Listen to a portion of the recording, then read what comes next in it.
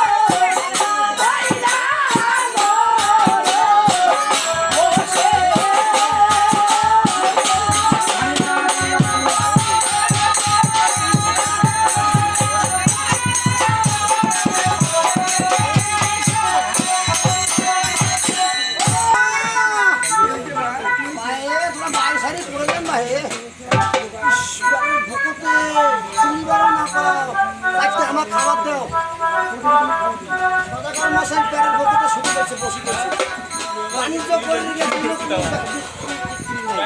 পেটের ভেতরে ভালো লাগে আইসো বাড়ির ভিতরে আইসো।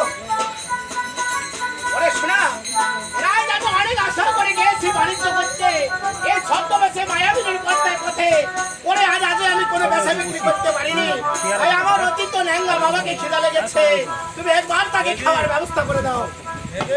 ভাই আমি তোমাকে বারবার বলেছি তুমি এই বাড়িতে যাও না, আর তুমি কেন গেলে দেখো তোমার শরীর ফেলাতে কেমন হয়ে গেছে। বাড়ি না গেলে খামো কি বিক্রি করে লাগবে না কেউ না মাংস আছে ফল করতে সবার মুখ না করি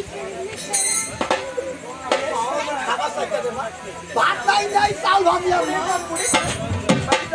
বউগুলা নিয়ম যন্ত্র হয়েছে তোমার শ্বশুর গেছে বাড়ির কোনো খরচ কাঞ্চন নাই কোনো খরচ করি সন্তান নাই